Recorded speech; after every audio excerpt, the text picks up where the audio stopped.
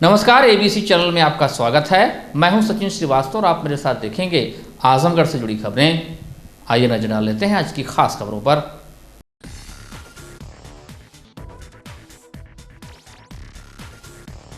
खबर के प्रायोजक हैं wooden touch Varnath Azamgarh, a complete hardware store, Rama multi speciality hospital and trauma centre, Narauli, Azamgarh.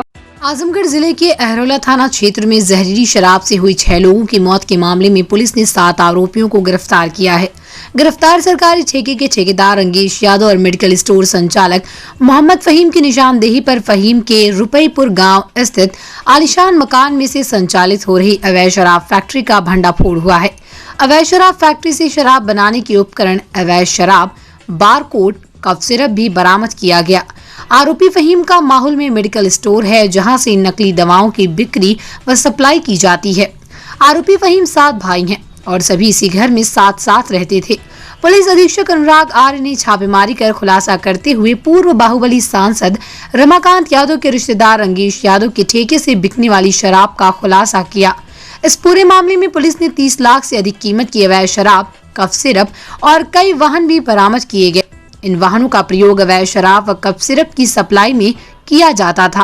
Police अधीक्षक अनुराग आर्य ने बताया कि फहीम का भाई नदीम, जो कि अवैध शराब फैक्ट्री का संचालक है, अभी फरार है। आरोपियों की तलाश में पुलिस व एसओजी की टीम लगाई गई है। माहौल के रुपईपुर गांव में 3 आलीशान कोठियों में जगह जगह शराब व नकली दवाएं बरामद की गई, जो छुपा कर रखी गई थी। जहरीली शराब कांड में पूर्व बाहुबली सांसद रमाकांत यादव के भांजे के पुत्र रंगेश यादव ने इस बात को स्वीकार किया कि 3 महीने से फहीम के यहाँ बनने वाली जहरीली शराब की बिक्री करता था। इस जहरीली शराब के पीने से 6 लोगों की अभी तक मौत हो गई है और 60 से अधिक लोगों का अभी भी जिला अस्पताल में इलाज चल रहा है। पुलिस अधीक्षक अनुराग आर्य ने जहरीली शराब फैक्ट्री के मालिक नदीम सहित 5 फरार आरोपियों पर 25,000 का इनाम घोषित किया है। पुलिस अधीक्षक का कहना है कि जल्द ही इन आरोपियों को गिरफ्तार कर इनके खिलाफ कड़ी कार्रवाई की जाएगी। एसपी अनुराग आर्य का कहना है कि आरोपियों पर गैंगस्टर एक्ट लगाकर 14A के तहत इनकी संपत्ति भी जब्त की जाएगी। अवैध शराब बिक्री के मामले में पुलिस पूर्व सांसद रमाकांत यादव और उनके परिजनों का कनेक्शन तलाशने में जुट गई है। आप अवगत हैं, थाना अहरौला क्षेत्र में अवैध शराब की एक घटना हुई थी, जिसके संबंध में अहरौला और फूलपुर में मुकदमे पंजीकृत किए गए थे। इसमें 7 अभियुक्तों को पुलिस के द्वारा गिरफ्तार करके पूछताछ की गई है। पूछताछ के दौरान 2 अभियुक्तों के द्वारा एक अवैध शराब फैक्ट्री के संचालन की सूचना पुलिस को दी गई। इस सूचना पर स्थानीय पुलिस एसओजी टीम के द्वारा यहाँ छापेमारी की गई। सभी सीनियर अधिकारियों द्वारा यहाँ का निरीक्षण किया गया। इस छापेमारी के दौरान भारी संख्या में, भारी अमाउंट में यहाँ पे अवैध शराब की बरामदगी हुई है। ये जिसका मकान है, इस व्यक्ति का नाम है मोहम्मद सईद, जो गांव रुपईपुर का रहने वाला है, जिस गांव में हम लोग अभी खड़े हुए हैं। इसका एक पुत्र मोहम्मद फहीम पुलिस के द्वारा गिरफ्तार किया गया है, जो यहीं इसी घर में रहता था और इनके मोहम्मद फहीम और इसके भाइयों के द्वारा अवैध शराब फैक्ट्री का संचालन इस घर से किया जा रहा था। अभी तक जो बरामदगी हुई है वो 1000 लीटर से ऊपर रेक्टिफाइड स्पिरिट बरामद की गई है, जो लगभग 6 ड्रम्स में पुलिस के द्वारा बरामद की गई है। 25 पेटी अवैध शराब जो घर के अलग अलग हिस्सों से और वाहनों से बरामद की गई है। 15 पेटी ऑनरेक्स सिरप, ये एक सिरप है जो एक दवाई है, ड्रग है, उसको भी अवैध रूप से इनके द्वारा तैयार करके रैपर लगा के उसको और बेचा जा रहा था। 20,000 से ऊपर खाली बोतलें हैं, लगभग 25,000 के आसपास रैपर हैं जो बोतलों पे लगाए जाते थे। विभिन्न प्रकार के फ्लेवर्स की बोतलें यहाँ से हम लोगों को मिली हैं। इसके साथ साथ जो सील करने वाली मशीन है, अवैध शराब की बोतल को उसमें केमिकल भरने के बाद और फ्लेवर मिलाने के बाद उसको सील करने के लिए जो इस्तेमाल होती थी मशीन, वो भी पुलिस के द्वारा बरामद की गई है। लगभग बारकोड, जो फर्जी बारकोड अवैध तरीके से तैयार करके, फर्जीवाड़ा करके बारकोड तैयार किए जाते हैं, वो 10,000 से ऊपर की संख्या में बारकोड यहाँ से बरामद हुए हैं। रैपर बहुत भारी संख्या में बरामद हुए हैं। उसके साथ साथ एक वैन, एक टेम्पो, एक मोटरसाइकिल और एक स्कूटी, जिसका इस्तेमाल किया जाता था वितरण के लिए। इनमें से कुछ वाहनों से शराब भी, अवैध शराब की पेटियां भी बरामद की गई हैं। और 2 जगह से यहाँ से ग्राउंड के अंदर जो जमीन है, जमीन खोद के और उसके अंदर जो केमिकल है उसको दबाया गया था, वो भी पुलिस के द्वारा बरामद किया गया है। जेसीबी की मदद से यहाँ इन दोनों ड्रम्स को निकाला गया है। अभी और भी जगह छापेमारी इसमें लगातार जारी रहेंगी। अब पता किया जा रहा है कि इनके और कहाँ ठिकाने हैं। ये यहाँ इनका आवास है, रहने का घर है। इसी के अंदर इनके द्वारा इस फैक्ट्री का संचालन पहले दूसरे फ्लोर पे और बगल वाला जो आपने इनका रिहायशी मकान देखा, उससे किया जा रहा था। कितने लोग इसमें और शामिल हैं, अभी 7 अभियुक्तों को पुलिस के द्वारा गिरफ्तार किया गया है। जितने लोग इसमें अभी फरार हैं उनके ऊपर 25,000 का इनाम मेरे द्वारा घोषित किया गया है और बहुत जल्दी इनकी गिरफ्तारी की जाएगी। इस पूरी कार्रवाई में SPRA के और जो SOG टीम है, अहिरोला थाने की टीम है, इन लोगों के द्वारा ये कार्रवाई की गई है। अभी हम लोग इसका पूरा असेसमेंट करेंगे, जो एग्जैक्ट बरामदगी है वो आप लोगों के साथ सुबह हम लोग साझा करेंगे। सर कितनी कीमत की लगभग? ये कैलकुलेट हो जाएगा। अभी जो इसको देखने से प्रथम दृष्टया लग रहा है कि ये 30 लाख से ऊपर का माल है कुल, जो अभी तक पुलिस के द्वारा बरामद किया गया है। इसमें जो ड्रग्स इंस्पेक्टर हैं उनको भी बुलाया गया है, उनको भी सूचित किया गया है, क्योंकि बहुत भारी मात्रा में दवाई का भी यहाँ से अवैध तरीके से दवाई भी तैयार की जा रही थी। अभी हम लोग पता कर रहे हैं कि इसके पास किसी प्रकार का कोई लाइसेंस था या कोई इसका मेडिकल स्टोर हो, उस पर भी छापेमारी की जाएगी और भी अगर इसके कोई अन्य ठिकाने हैं उन पर भी छापेमारी की जाएगी। सिंडिकेट में कौन लोग शामिल हैं इस पूरे सिंडिकेट में? क्योंकि जो शराब से वही शराब, वही ब्रांड की शराब की बोतल यहाँ से बरामद हुई है। जो इसमें रंगेश यादव मुख्य अभियुक्त था, जिसका जो इस अनुज्ञापी था इस ठेके का, ये उसी से जुड़े हुए लोग हैं, उसी के साथ के लोग हैं। इनको हम लोग CDR एनालिसिस के माध्यम से, CCTV फुटेज के माध्यम से और भी अन्य साक्ष्य संकलन के माध्यम से अब तक की ये विवेचना की गई है और इसी के दौरान 24 घंटे के अंदर पुलिस के द्वारा ये अवैध फैक्ट्री बरामद की गई है। इसमें जैसा कि मैंने पहले भी कहा कि जो भी लोग इसमें शामिल होंगे, चाहे वो इनके सप्लाई चेन से जुड़े हुए हों, चाहे वो इनके जो इसका जो मॉनेटरी बेनिफिट, जो पैसे का फायदा किस किस को इसको मिलता था, इसको भी हम लोग ट्रेस करेंगे। किन किन के बैंक अकाउंट में इस शराब के ठेके से पैसा गया है उसको भी हम लोग ट्रेस करेंगे और जो लोग इसको संरक्षण देने में शामिल हैं उनके विरुद्ध भी कठोर कार्रवाई की जाएगी। इसमें कोई नहीं बख्शा जाएगा और बहुत जल्दी इसमें गैंगस्टर एक्ट के तहत कार्रवाई करेंगे। जैसा कि आप देख रहे हैं कि ये मकान बहुत लंबे चौड़े एरिया में इसने बनाया है, तो ये संभावित है कि जो अपराध ये करता रहा है उसी से अर्जित संपत्ति से मकान बनाया गया हो। तो 14 गैंगस्टर एक्ट के तहत संपत्ति जब्तीकरण की कार्रवाई और NSA की कार्रवाई तक पुलिस इसको लेके जाएगी और किसी भी प्रकार से हम अवैध शराब के इस कारोबार को जड़ से खत्म करेंगे। रंगेश यादव के साथ ही क्या रमाकांत या उनके परिवार का कोई कनेक्शन सामने आया है? एक मुकदमा 2016 का है जिसमें ये रमाकांत यादव और 4 अन्य अभियुक्त शामिल थे, जिनके खिलाफ चार्जशीट पुलिस के द्वारा 2017 में लगाई गई थी। रंगेश यादव उस मुकदमे में सह अभियुक्त है। तो इसमें उनका शराब का कोई कनेक्शन अभी सामने नहीं आया? ये सारे एंगल्स पे हम लोग जांच कर रहे हैं, इन्वेस्टिगेशन बहुत डिटेल में कर रहे हैं। जो पहली प्राथमिकता हमारी थी कि इसका सोर्स क्या है शराब का, शराब कहाँ से आ रही है, उस पर हम लोगों ने सफलता पाई है और इसमें एक बहुत डिटेल के साथ 4 टीमें लगाई गई हैं इन्वेस्टिगेशन करने के लिए सारे एंगल्स पे। जिससे भी कनेक्शन मिलेगा, जिस भी प्रकार का कनेक्शन मिलेगा, उनको सबको विवेचना में शामिल करते हुए आगे कार्रवाई की तो जाएगी। सर जो ये शराब थी सिर्फ यहाँ रंगेश के यहाँ ही बिकती थी या और भी ठेकों पे बिकती थी? ये तो अब पूछताछ की जाएगी। अभी 2 अभियुक्तों से पूछताछ की गई है। जो फरार अभियुक्त हैं उनकी गिरफ्तारी के लिए भी लगातार पुलिस टीमें दबिश में है। हम इसको ये पूरी छानबीन करेंगे कि कौन कौन से शराब के ठेके ऐसे थे जहाँ पे शराब वितरित की जा रही थी या फिर इसके अलावा भी कोई जगह थी जहाँ पे जिसके माध्यम से ये शराब बेच रहे थे, और इन सब चीज़ों को शामिल करते हुए और भी कितने जो भी लोग इसमें शामिल होंगे, अगर कोई अन्य शराब का ठेका भी है जहाँ से शराब बेची जा रही थी, तो उनको भी अभियुक्त बनाते हुए कठोर कार्रवाई की जाएगी। सर जैसे कि क्या सभी भाइयों की इन्वॉल्वमेंट थी या? अब ये तो जाहिर सी बात है कि जब सब लोग एक साथ रह रहे हैं, जितना अभी तक का विवेचना में हम लोगों ने देखा है कि जब एक साथ सब लोग रह रहे हैं और इस पूरे मकान के अलग अलग हिस्सों में अलग अलग प्रकार की बरामदगी है। कहीं से शराब बरामद हो रही है, कहीं से बोतलें बरामद हैं, कहीं से ढक्कन बरामद है। जो घर के अंदर वाहन खड़े हुए हैं उन वाहनों से भी बरामदगी है। आपने देखा कि जमीन के अंदर भी कुछ केमिकल गाड़ा गया था। तो जाहिर सी बात है कि घर के प्रत्येक मेंबर को ये जानकारी थी कि यह अवैध शराब का कारोबार यहाँ से संचालित किया जा रहा है और ये एक ऐसा कारोबार है जो लोगों के लिए जानलेवा हो सकता है। तो जितने भी लोग हैं उन सबको मुलजिम बनाते हुए आगे कार्रवाई की जाएगी। आज सब कितने लोग गिरफ्तारी यहाँ से हुई है? 7 लोग अभी टोटल मैंने आपको बताया गिरफ्तार किए गए हैं। उनमें से 2 लोग अभी यहाँ पे मौजूद हैं जिनकी निशादेही पे बरामदगी हुई है और इसके अलावा जो अन्य 5 लोग और हैं जो फरार हैं, इनकी गिरफ्तारी के लिए मेरे द्वारा 25,000 का इनाम घोषित किया गया है और पुलिस की जो सभी टीमें लगी हुई हैं, बहुत जल्दी हम इनकी गिरफ्तारी करेंगे। जिले के अहरला थाना क्षेत्र के माहौल बाजार में जहरीली शराब का कहर फिलहाल थमने का नाम नहीं ले रहा है। बुधवार को एक और युवक की मौत हो गई। इस मामले में अहरौला थाने और फूलपुर कोतवाली में 5 मुकदमे दर्ज कर 9 लोगों को नामजद किया गया है।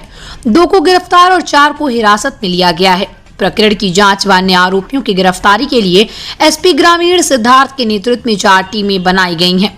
अहरौला थाना क्षेत्र के माहौल कस्बा स्थित देशी शराब की दुकान से रविवार रात जहरीली शराब बेची गई थी, जिसे पीने से 60 से अधिक लोग बीमार हुए थे। बुधवार तड़के भी एक युवक ने जिला मुख्यालय स्थित प्राइवेट अस्पताल में इलाज के दौरान दम तोड़ दिया। सीएमएस डॉक्टर AK सिंह ने बताया कि इस मामले में 50 मरीज अस्पताल में भर्ती हुए थे, जिनमें से 5 मरीज डायलिसिस पर रहे। इस समय 8 मरीज भर्ती हैं, बाकी ठीक होकर चले गए हैं। यहाँ एक की मौत हुई है। दिनांक 21 फरवरी से हमारे यहाँ 50 मरीज आए जो यहाँ पे उनका इलाज किया गया। इसमें से 5 मरीजों को हमने डायलिसिस के द्वारा ट्रीट किया और बाकी इस समय 8 मरीज़ हमारे यहाँ चिकित्सालय में भर्ती हैं और बाकी सारे मरीज़ ठीक होकर के जा चुके हैं। इसमें केवल एक पेशेंट के हमारे यहाँ अस्पताल में डेथ हुई है।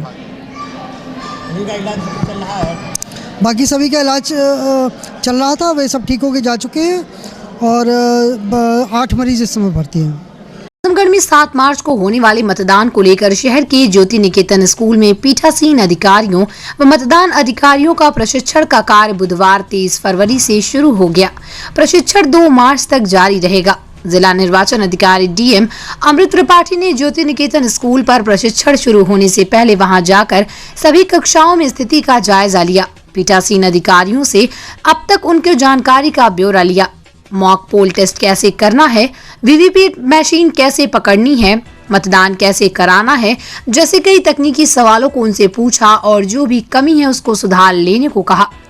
आजमगढ़ में करीब 18,000 कर्मचारियों की मतदान में ड्यूटी लगी है। पोलिंग पार्टियां भी बना दी गयी। इसके अलावा जनपद में जो भी अत्यंत बुजुर्ग, दिव्यांग, गंभीर कोविड पेशेंट व अन्य किसी समस्या से पीड़ित व्यक्ति अगर घर बैठे मतदान करना चाहता है तो उसके लिए पोस्टल बैलेट की भी व्यवस्था इस बार की गई। पोस्टल बैलेट के लिए प्रशिक्षण स्थल पर अलग से शिविर लगाया गया था। वहीं जो भी कर्मचारी प्रशिक्षण के लिए आ रहे थे उनका कोरोना टेस्ट व वैक्सीन लगाने का काम जारी था। इस दौरान CDO आनंद प्रकाश शुक्ला समेत जनपद के अन्य अधिकारीगण भी मौजूद रहे। आइए सुनते हैं DM अमृत त्रिपाठी ने प्रशिक्षण को लेकर क्या कहा। देखिए, आज से हमारा प्रशिक्षण विधानसभा वार्ड में शुरू हो रहा है, जिसमें सभी पोलिंग पार्टीज को हैंड्स ऑन ट्रेनिंग दी जा रही है कि कैसे वीवीपैट EVM चलाई जाती हैं और उनको जो जो सुविधाएं उपलब्ध कराई जा रही है, पोस्टल बैलेट की व्यवस्था भी उनके लिए उपलब्ध कराई गई है। सभी मास्टर ट्रेनर हर एक पोलिंग पार्टी की वीडियोग्राफी भी कर रहे हैं, जिससे कि ये समझ में आया कि उनको कहीं कोई दिक्कत तो नहीं है। और बाद में हर सेशन में एक वीकेस्ट पोलिंग पार्टी भी चिन्हित की जा रही है और उन पोलिंग पार्टियों की मदद चुनाव के दिन वहाँ पे हमारे सेक्टर मजिस्ट्रेट पहुँचकर उन पर विशेष ध्यान रखेंगे। सर, कितने मतदान कर्मियों की ड्यूटी लगाई गई है पीठासीन? देखिए, मतदान कर्मियों की ड्यूटी जो टोटल हमारे पास 18,000 के आसपास लोग ट्रेनिंग में रहेंगे, तो इसमें रिजर्व भी शामिल। आजमगढ़ शहर कोतवाली अंतर्गत अशोकनगर कॉलोनी में बीती रात किराए के फ्लैट में रह रहे आवास एवं विकास परिषद खंड 3 के JE पंकज कुमार पुत्र रामाश्रय प्रसाद ने संदिग्ध हालत में अपने कमरे से सटे बाथरूम में शावर से फंदा लगाकर लटक कर जान दे दी। सुबह पुलिस को सूचना के बाद मौके पर शहर कोतवाल, बदरका चौकी प्रभारी व फॉरेंसिक टीम पहुंचकर जांच पड़ताल की। शव को कब्जे में लेकर पोस्टमार्टम के लिए भेजा गया। मिली जानकारी के मुताबिक JE पंकज कुमार अपनी पत्नी व 10 वर्षीय बच्ची के साथ किराए के फ्लैट में रहते थे। एक दिन पूर्व लखनऊ विभागीय कार्य से गए थे। रात में करीब 11 बजे अपने फ्लैट पर पहुंचे। इसके बाद खा पी कर अलग कमरे में सोए, जबकि उनकी पत्नी किरण व बच्ची दूसरे कमरे में सोई थी। सुबह परिजन उठे तो बाथरूम में उनका शव देख अवाक रह गए। इसके बाद कोहराम मच गया। पुलिस को सूचना दी गई। पंकज कुमार शहर के ब्रह्मस्थान स्थित आवास एवं विकास परिषद के कार्यालय में कार्यरत थे। जानकारी के बाद विभागीय लोग भी उनके आवास पर पहुंच गए। बताया जा रहा है कि JE पंकज कुमार बलिया जनपद के मूल निवासी थे और चंदौली में उनके माता पिता घर बनवा कर रह रहे थे। घटना की जानकारी के बाद पिता भी आजमगढ़ के लिए चल दिए। मौत को लेकर इस तरह की चर्चा थी। आइए सुनते हैं पंकज के सहकर्मी JE अभिषेक वर्मा ने क्या कहा। हमारे साथ के JE स्टाफ थे पंकज कुमार जी, और स्वभाव से मृदुल थे और ठीक था। और अभी हमको सुबह जानकारी हुई और पता चला कि इन्होंने सुसाइड कर लिया। तो मैं भी यहाँ पे उपस्थित हुआ हूँ, देख रहा हूँ। बाकी यही जो सूचनाएं दी गई, ये सारे पुलिस प्रशासन आकर के अपनी कार्रवाई कर रहा है। सारे काम छोड़ दो, सबसे पहले वोट दो के नारों के साथ बुधवार को जनपद की सड़कों पर सेठ MR जयपुरिया स्कूल के बच्चे उतरे। नगर क्षेत्र में मतदाता जागरूकता अभियान की रैली निकालते हुए उन्होंने लोगों को मतदान के प्रति जागरूक किया। भारत निर्वाचन आयोग के स्वीप अभियान के अंतर्गत बच्चों द्वारा निकाली गई ये मतदाता जागरूकता रैली नगर के विभिन्न क्षेत्रों से होकर गुजरी। इस दौरान बच्चों ने जनसंपर्क के माध्यम से लोगों को मतदान के प्रति जागरूक किया। लोगों से व्यक्तिगत रूप से बातचीत कर उन्हें भी मतदान के प्रति जागरूक किया।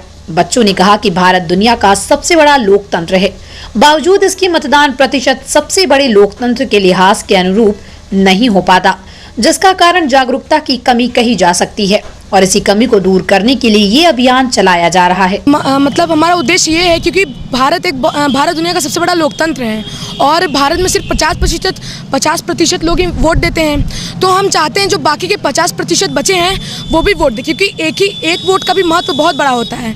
अब आप ये तो नहीं कह सकते अगर एक आदमी वोट ना दे फिर वो बोले कि इनकी सरकार नहीं आई, इनकी सरकार नहीं आई, तो उसी अगर वो आदमी वोट देता तो हो सके कि वो सरकार जीत गई होती जो वो चाहता। तो एक वोट से बहुत कुछ हो सकता है। हम बस इतना चाहते हैं कि सब लोग वोट दें, अपने चहीते को वोट दें। हम ये नहीं कहेंगे कि कोई किसको वोट दे, जिसका मन करे उसे वोट दे, लेकिन वोट दे। लोगों को जागरूक करने के लिए अपने स्कूल से यहाँ पर आए हैं ताकि सब हम यहाँ पर सबके पास जा रहे हैं, सबसे मिल रहे हैं, सबसे बात कर रहे हैं, सबको समझा रहे हैं कि एक वोट का महत्व कितना है, उनके एक वोट से कैसे कितना हम लोग जागरूक लोगों को कर सकते हैं। जो लोग नहीं जाते हैं, जो लोग जाते हैं उनको बोल सकते हैं कि वोट देने जाएं आप, क्योंकि वोट देना हमारा हक है, ये हमारे लोकतंत्र का एक नियम है, तो हमें इसका पालन करते हुए वोट देना जरूरी समझ के वोट देने जाना चाहिए। तो इस अवेयर करने के लिए निकले हैं कि वोट का महत्व क्या होता है, एक वोट से आप क्या कर सकते हैं, एक वोट से आपको बहुत फर्क पड़ता है। और इसीलिए आज हमारे स्कूल वाले लोग मिल के हम लोगों ने रैली निकाली है और हमने नुक्कड़ नाटक, गाना सब कुछ किया है कि लोग इससे जागरूक हो और वोट देने जाएं। एक वोट का महत्व क्या है? एक वोट का बहुत महत्व है। एक वोट से एक पार्टी हार सकती है, जो बहुत हमारे देश के लिए वो है। अगर हम एक वोट नहीं देते हैं तो हमारे देश के लिए बहुत बुरा होता है। ये कई दिनों से लगातार प्रक्रिया चल रही है। पूरे शहर में जो है लोगों को मतदान के लिए जो है जागरूक कर रहे हैं कि ये एक अधिकार है जिससे हम मतदान करें और अपने चहेते को विधायक मंत्री बनाएं, जिससे जो हमारी देश की सेवा कर सकें। इसलिए सभी लोग मतदान के लिए बाहर आएँ, क्योंकि ये हमारा एक हक है जिसको हमें पूरा करना चाहिए। एक वोट का महत्व बहुत बड़ा होता है। एक ही वोट से तो जीत हार होती है किसी भी गेम में। देखिए पॉइंट का क्या होता है, पॉइंट 1 से भी हार सकता है आदमी, 10 से भी हारता है। तो एक वोट का वही महत्व है जो 1 लाख वोट का है। जनपद 7 तारीख को मतदान है, क्या अपील करना चाहिए? बस सभी लोग एक जो हमारा प्रोटोकॉल है उसके तहत जो है आएँ, सभी लोग अपने मतदान का प्रयोग करें और अपने जनपद को अच्छे से अच्छे निर्वाचन का चुनाव करें। बुधवार को सगड़ी तहसील क्षेत्र के श्री केन सिंह महिला पीजी कॉलेज में स्वागत सम्मान समारोह का आयोजन किया गया। आपको बता दें कि विद्यालय की छात्रा रही रेणु यादव ग्राम निवासी बिरमा के जेआरएफ परीक्षा में 99.83% से पूरे भारतवर्ष में टॉप किया, जिसके उपलक्ष्य में विद्यालय परिसर में स्वागत समारोह के रूप में कार्यक्रम आयोजित किया गया, जिससे विद्यालय के अन्य छात्र छात्राओं को मार्गदर्शन मिल सके। वक्ताओं ने कहा कि रेणु यादव ने वो कर दिखाया जो एक ग्रामीण क्षेत्र की बच्ची के लिए बहुत ही मुश्किल का काम था, जिसके लिए आज हम सभी लोग प्रसन्न हैं। विद्यालय के प्राचार्य एवं अध्यापक और सभी छात्र छात्राओं ने रेणु यादव को ढेर सारी शुभकामनाएं दी और उनके उज्जवल भविष्य की कामना की। रेणु यादव से बात करने पर उन्होंने कहा कि मेरी सफलता का श्रेय मेरे पति को जाता है, क्योंकि उन्होंने मेरी हर मुश्किल घड़ी में मेरा साथ दिया है। अपने माता पिता के लिए भी यही कहूंगी कि उन्होंने अपनी मुश्किलों को ना देखते हुए मुझे हमेशा संघर्ष करना सिखाया, जिसका नतीजा आप लोगों के सामने है। और मैं विद्यालय प्रांगण में उपस्थित सभी अध्यापकों को भी धन्यवाद करना चाहूंगी, जिनके सहयोग से आज मैं इस मुकाम तक पहुंची। तो सबसे ज्यादा मेरे पति को है और प्रोत्साहन तो मेरे माँ बाप भी किए हैं, लेकिन सबसे ज्यादा श्रेय इसका मेरे पति को है। इसको आपको अचीव करने से पहले दिक्कतें तो बहुत आई इसके लिए, लेकिन तो मैंने सेल्फ स्टडी, कड़ी मेहनत और संघर्ष के साथ ही सफलता को हासिल किया। आगे क्या करना चाहेंगे आप? ये मुझे प्रोफेसर बनना, PhD करेंगे। आज के छात्रों को इस सफलता के बाद क्या कहना चाहेंगे, एक संदेश क्या देना चाहेंगे? इस सफलता के बाद मैं छात्रों को ये संदेश देना चाह रही हूँ कि आगे ग्रेजुएशन पोस्ट ग्रेजुएशन करने के बाद लड़कियां घर बैठ जाती हैं, इसके बाद कुछ मतलब उनको कोई गाइड करने वाला नहीं होता है। तो मैं यही कहना चाह रही हूँ कि लड़कियां इस क्षेत्र में आगे आएँ और पढ़ें और सफलता को हासिल करें, घर न बैठें। वहीं महाविद्यालय प्रबंध निदेशक सवेंद्र विक्रम बहादुर सिंह ने रेणु यादव के उज्जवल भविष्य की कामना करते हुए बच्चों को उनसे सीख लेने की बात कही। महाविद्यालय प्राचार्य डॉक्टर गोविंद तिवारी ने छात्राओं को संबोधित करते हुए कहा कि आज हमारे महाविद्यालय की छात्रा ने अपनी प्रतिभा और मेहनत के बल पर महाविद्यालय के साथ ही पूरे जनपद का नाम रोशन किया है। छात्राओं को इससे सीख लेने की आवश्यकता है। उन्होंने रेणु यादव के उज्जवल भविष्य की कामना की। आज महाविद्यालय में महाविद्यालय की छात्रा रेणु यादव, जिन्होंने विश्वविद्यालय अनुदान आयोग द्वारा जो एक परीक्षा होती है नेट की परीक्षा, उस परीक्षा में संपूर्ण भारतवर्ष में हिंदी विषय में इन्होंने टॉप किया और इससे इन्होंने क्षेत्र का, अपने माता पिता का, अपने परिवार का, अपने और साथ ही साथ इस महाविद्यालय का, जहां पर इन्होंने स्नातक और परास्नातक की शिक्षा ग्रहण की, इन्होंने इसका नाम रोशन किया। इस नाते इस छात्रा का इस महाविद्यालय परिसर में सम्मान और स्वागत किया गया ताकि अन्य छात्राएं भी इस छात्रा से प्रेरणा लेकर अपने जीवन को आगे बढ़ा सकें और श्रेष्ठ उपलब्धियों को। आज मेरे विद्यालय में स्वागत सम्मान समारोह का कार्यक्रम स्थापित किया गया है। उसमें रेणु यादव ग्राम बेरमा की रहने वाली बच्ची पूरे भारतवर्ष में जेआरएफ परीक्षा में टॉप किया है 99.83% पा करके। उसी बच्ची का आज स्वागत मेरे महाविद्यालय में किया गया। क्या छात्रा और छात्राओं को क्या संदेश देना चाहेंगे सर? छात्र छात्राओं को मैं इस रेणु यादव के माध्यम से यही देना चाहूँगा कि जिस तरह से जुनून, जज्बे और हौसले के साथ इन्होंने यह प्रतियोगिता में पूरे भारतवर्ष में श्री किरण सिंह महिला पीजी का नाम रोशन किया है, उसी तरह से सारे बच्चियां रेणु यादव से प्रेरणा लेते हुए जुनून, जज्बे और हौसले के साथ अपने नाम को रेणु यादव की तरह ही पूरे भारतवर्ष में अपने जलवा को बिखेरने की कोशिश करें। Wooden touch Bhanwarnath Azamgarh, a complete hardware store. हमारे यहाँ branded plywood, flush door, designer door, PVC door, formica, fancy hardware, kitchen की चिमनी एवं मॉड्यूलर किचन की एक्सक्लूसिव रेंज उपलब्ध। अपने आशियाने में लगाइए 4 चांद, पहुंचिए वुडन टच भंवरनाथ आजमगढ़।